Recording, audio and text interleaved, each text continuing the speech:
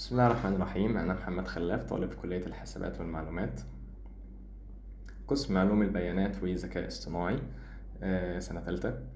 دلوقتي أنا هقدم لكم بإذن الله كورس جميل جدا. ده أول ظهور ليا على اليوتيوب يعني بالمناسبة. فالكورس دوت هيكون كومباينيشن ما بين كورس وكتاب جمال جدا. الكورس هو CS50 والكتاب هو بايثون كراش كورس. طيب أنا هقدم لك إيه في الكورس دوت؟ هنبدأ من تحت جدا، من أصلا يعني إيه علوم حاسب ويعني إيه برمجة ويعني إيه الحاجات دي كلها. وبعد كده هنخش على برنامج اسمه سكراتش. والسكراتش ده عبارة عن إيه؟ سكراتش ده عبارة عن برنامج لذيذ جدا. مش بتكتب فيه كودز، لا انت بتعمل فيه حاجة اسمها بلوك اوف كودز كده. هي بتكون جاهزة وانت بتركبها كأنك بالظبط بتعمل مكعبات، بتعمل اشكال بمكعبات. والبلوك اوف كود ده عبارة عن شوية اكواد كده متركبة على بعض عشان تعمل لك وظيفة معينة.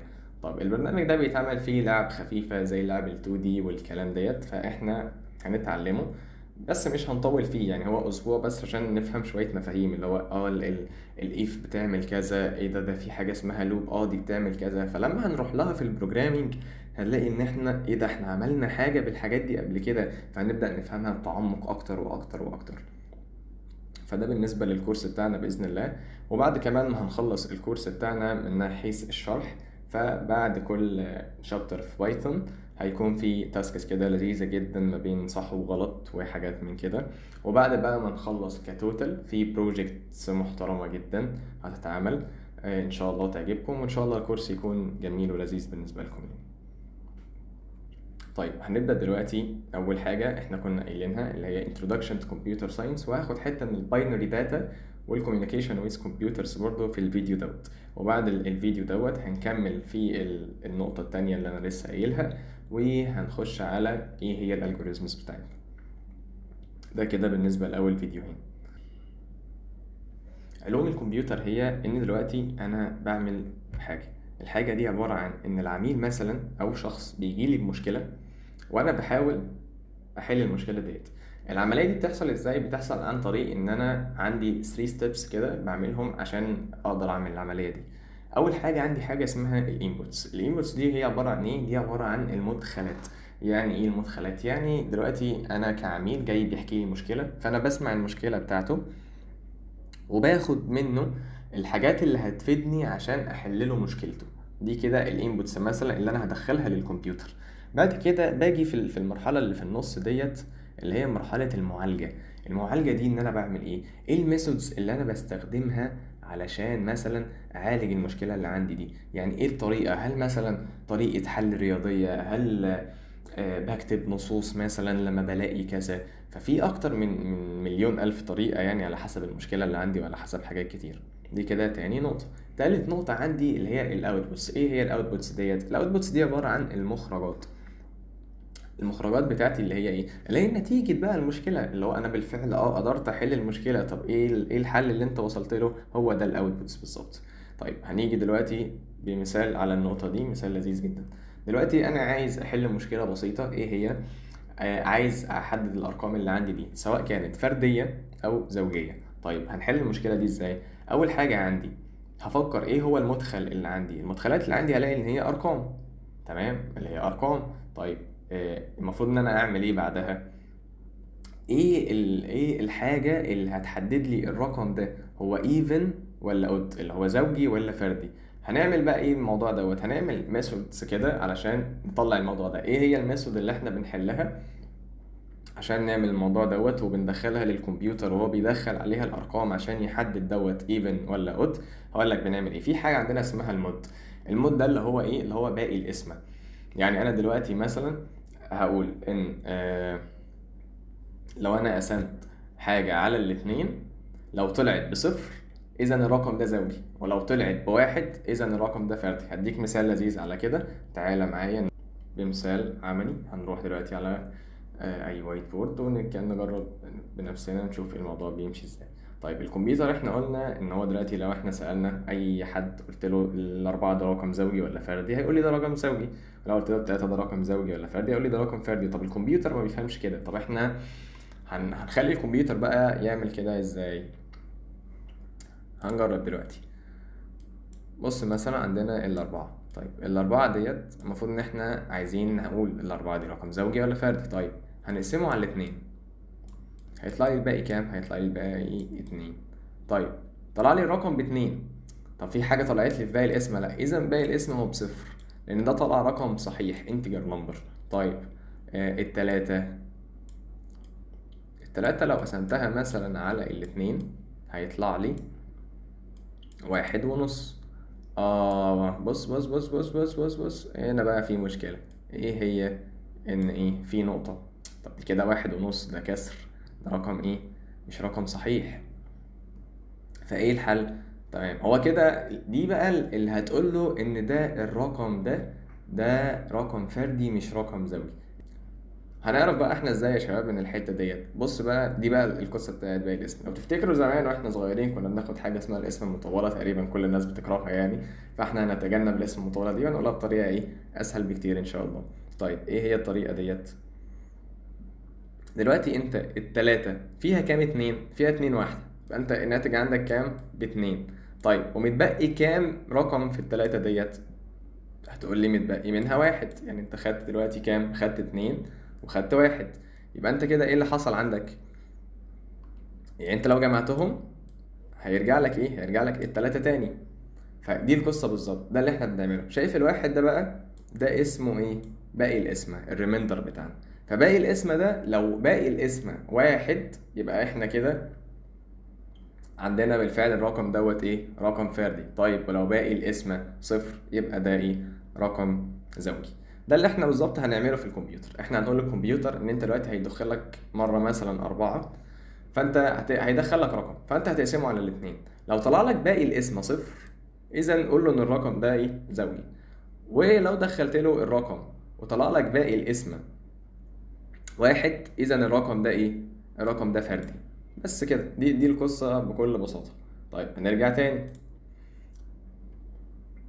دلوقتي بقى ايه؟ هنخش في نقطة تانية خالص، ونقطة مهمة جدا جدا جدا، لان دي بص يعني دي ألف ب كمبيوتر، ودي أهم حاجة تكون فاهمها كويس جدا جدا جدا، لأن هي هتفرق معاك في الفهم بعد كده، وتفرق معاك في حاجة اسمها الكومبايلر، وإيه اللي بيحصل والدنيا دي كلها في لغات البرمجة وهي تترجم إزاي.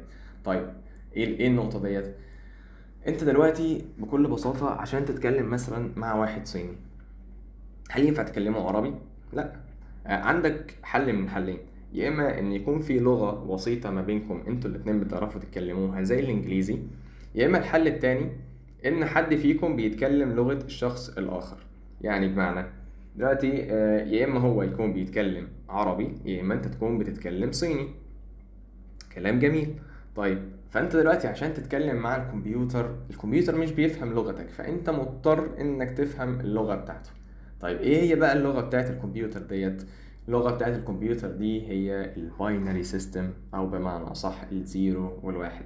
اعتقد ان في ناس سمعت الجملة دي كتير بس ما فهمتهاش، ان الكمبيوتر مش بيفهم غير زيرو واحد. زيرو واحد دي بقى راجعة لايه؟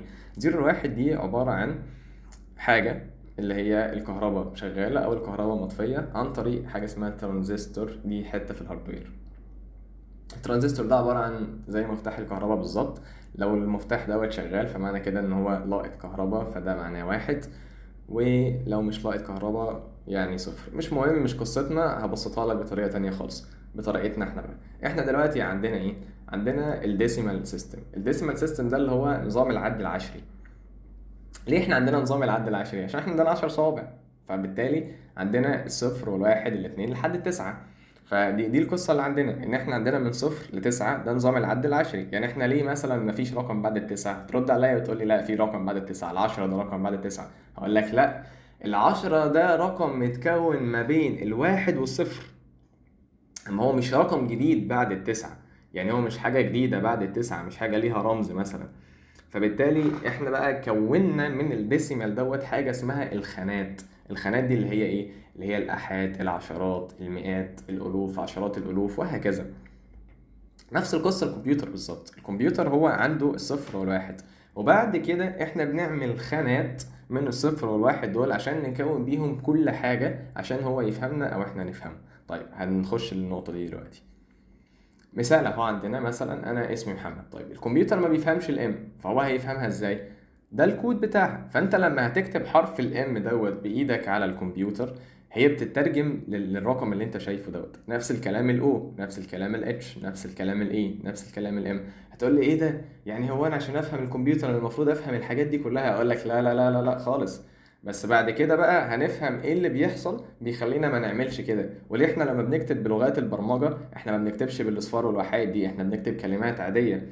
وهو الكمبيوتر بعد كده بيترجمها عن طريق حاجة هنقولها قدام، سواء كانت يعني مش هنقولها، ممكن نقولها دلوقتي اسما يعني ونبقى نشرحها قدام، الكومبايلر او الانتربريتر، وهنخش لهم ان شاء الله في الفيديو اللي جاي. فدي اهم نقطة لازم تكون فاهمها جدا، الحتة بتاعت هو بيتكلم ايه واحنا بنتكلم ايه وازاي هو بيفهمنا، عشان تكون فاهم انت بتعمل ايه. يعني انت قاعد مش بتكتب وخلاص، انت لازم تكون قاعد فاهم كل حاجة انت بتكتبها كويس جدا.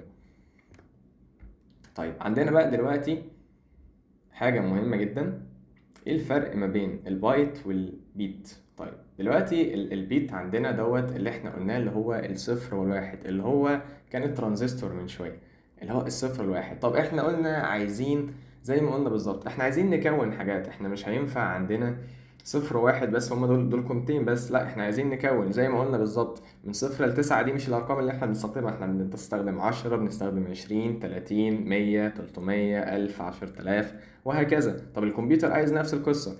ففي حاجة بقى اسمها البايت. البايت بيتكون من سلسلة بيتس، تحديدا بتكون 8 بيت. تمام. احنا بنعمل ايه بالبايت دوت؟ زي ما انت شفت يعني، تعال نرجع كده لما تعد. بص يعني هنا ادي 1، 2، 3، 4، 5، 6، 7، 8. تعال انا لسه قايل لك ايه من شويه؟ لسه قايل لك ان هما 8. فهو الكمبيوتر بيكون كل حاجه عن طريق 8 خانات عنده، اللي هما اسمهم البايت، اللي متكونين من مجموعه بيتس. يلا بينا بقى نجرب الموضوع ده بايدينا ونشوف هل هو فعلا ده اللي بيحصل ولا لا. يلا بينا. دي الارقام. طب احنا قلنا ايه؟ تعالى بس نرجع للحته دي برضو، ايه نقول فيها حته كمان. عندك الموضوع دوت، الارقام دي محسوبه ازاي؟ زي ما انت عندك بالظبط في النظام الديسيمال، اللي هو النظام العشري. احنا بنعمل ايه؟ انت اول خانه ديت بتبقى 10 اس صفر. بعد كده الخانة التانية اللي هي خانة العشرات بتبقى 10 أس واحد، يعني الرقم مضروب في 10. بعد كده خانة المئات الرقم مضروب في 10 أس اتنين. طب هما ليه هناك 10؟ عشان اسمه نظام العد العشري، لأن احنا عندنا 10 صوابع. طب الكمبيوتر عنده صباعين بس، فيبقى البيز بتاعه ايه؟ البيز بتاعه 2. فمن هنا هنطلع بقى بسلسلة أرقام كده، اللي هي دي، اللي هي الواحد اللي هو 2 أس صفر، وبعد كده الاتنين اللي هي 2 أس واحد، بعد كده الخانة التالتة اللي هي 4 اللي هي 2 أس 2. فكده وهنفضل ماشيين لحد ما نوصل ل128. طيب يلا بينا بقى نجرب حاجة. عندنا دلوقتي مثلا اكزامبل، احنا عايزين نمثل الواحد. هتقولي الواحد؟ طب ما دي سهلة جدا. طب ما انت اصلا قلت لي ان اول خانة دي بتشيل يا صفر يا واحد، فخلاص يبقى هحط فيها واحد والباقي كله صفار. اقول لك مظبوط. طب عايزين الخمسة. هتقول لي ما انت حاطط لي القيم تحت، فهحط لك هنا واحد واحط لك هنا كام، واحط لك هنا واحد. يبقى كده الواحد ده اللي بيمثله كام؟ الاربعة. والواحد ده اللي بيمثله كام؟ الخمسة. هتقول لي ماشي. هقول لك طب ال20؟ هتقول لي نفس القصة، ما انا عندي رقم هنا اهو مكتوب تحت 16، وعندي رقم تاني مكتوب تحت 4. هاخد 16 زائد 4 يطلع لي كام؟ هيطلع لي 20. هقول لك كلام جميل جدا جدا جدا، ولكن في تفصيلة في الموضوع بنفس طريقة المود اللي انا قلتها لك من شوية. طب يلا بينا نشوف ال20 احنا عملناها ازاي. مثلا هنكتب 20، هنعمل خط كده. الاسم المطولة يا شباب لو كنتوا عارفين ايه، اعتقد ان كل الناس عارفاها بس كل الناس بتكرهها جدا، فاحنا هنجيبها بطريقة ايه؟ طريقة سهلة خالص ان شاء الله ولذيذة يعني. طيب 20 على الاتنين فيها العشر، يبقى باقي الاسم كام؟ باقي الاسم صفر. نفس اللي احنا كنا بنعمله في حتة بتاعت الايفن والاود، بس احنا دلوقتي كل القصة ان احنا هنجمعهم وهنعمل الموضوع اكتر من مرة. هناخد بعد كده العشر، كتبنا العشر، هنقسم على الاتنين، هيتبقى هنا كام؟ هيتبقى هنا 5. طيب باقي الاسم كام؟ مفيش باقي اسم عندي، هتبقى برضو صفر. هنا هناخد الخمسة، هنكتب 2. هنا بقى ايه؟ هنرجع للمشكلة بتاعتنا، الخمسة ما بتقبلش الاسم على الاتنين. طب هنعمل ايه؟ قلنا هنشوف الخمسة فيها كام 2. طب الخمسة فيها كام 2؟ الخمسة فيها 2 2 يعني كام؟ يعني 4. فالخمسة فيها 2. وباقي الاسم عندي كام؟ بواحد. كلام جميل. هكمل زي ما انا لسه لحد ما اوصل للصفر. هاخد ايه؟ هاخد الاتنين، هقسمها برضو نفس القصة على الاتنين، هاجي اعمل كده هيبقى واحد. هعمل كده عشان اطلع باقي القسمة. باقي القسمة هيطلع بكام؟ هيطلع بصفر. نفس القصة، بتكمل كل ده لحد ما توصل للصفر. طيب اتبقى عندي كام؟ اتبقى عندي واحد. هحط واحد، هقسم على الاتنين، هيتبقى عندي ايه؟ الواحد ما بتقبلش الاسم على الاتنين. طب الواحد فيه كام اتنين؟ ما فيهوش، يبقى تمام صفر. ومتبقي عندي باقي الاسم كام؟ متبقي عندي واحد. طيب عايز بقى اجمع اللي انا قلته ده، هبقى اجمع من تحت لفوق، بكتب من الشمال لليمين من تحت لفوق. طيب ادي السهم اهو برضه عشان لو حد عايز ياخد سكرين شوت. هتبقى واحد صفر واحد صفر صفر. طيب طب دلوقتي احنا جبنا كام خانة؟ جبنا 3 وجبنا 2، يبقى 5. طب انا كده ناقصني 3 خانات. 3 خانات دول انا اصلا ما وصلت لهمش، يبقى معنى كده ان هما ما وصل لهمش كهرباء. فايه اللي هيحصل عندي؟ فهيبقوا بصفار، فهحطهم كده. طيب هروح بقى ارجع دلوقتي ايه؟ ابص هل هو ده فعلا الرقم اللي كان معايا؟ هلاقي هنا هو فعلا صفر صفر واحد، وهروح اللي انا كاتبه هو فعلا صفر صفر واحد. يا شباب بس لحظة، الرقم البتاع اللي في الاخر دي مش ده مش واحد، ده انا بس وانا بعمل المربع يعني. فهلاقي ان هو ايه؟ هلاقي ان هو صفر صفر واحد، فعلا صفر صفر واحد. وبعد كده هلاقي ان هو صفر واحد 3 اصفار. هروح فعلا هشوف، هلاقي ان هو صفر واحد 3 اصفار. طيب يبقى انا كده كلام جميل جدا. طيب انا كده اتعلمت ايه النهارده؟ اتعلمت الكمبيوتر بيفهم ايه اصلا الحاجه اللي احنا بنعملها. ان البرمجه هي عباره عن ان هي طريقة انا بحل بيها مشاكل وبحاول انفذ بيها حاجات هي موجودة على ارض الواقع، وانا بحطها في الكمبيوتر بحيث ان هي تكون اسرع، تكون اسهل، وكلام من ده. يبقى انا اللي انا اتعلمته النهاردة الباينري سيستم، واحنا ايه الحاجات اللي احنا بنعملها، ايه اللي احنا بنتعلمه، احنا بنتعلم ده اصلا ليه، الكلام ده كله. طيب هناخد ايه المرة اللي جاية؟ ان شاء الله هنتكلم بقى بعمق اكتر في الحتة بتاعة الباينري، في الحتة بتاعة الصور، في الحتة بتاعة الحروف، وهنشرح يعني ايه كومبايلر. اتمنى ان انا اكون ضيف خفيف عليكم، ولو عجبك الفيديو متنساش اللايك والسبسكرايب.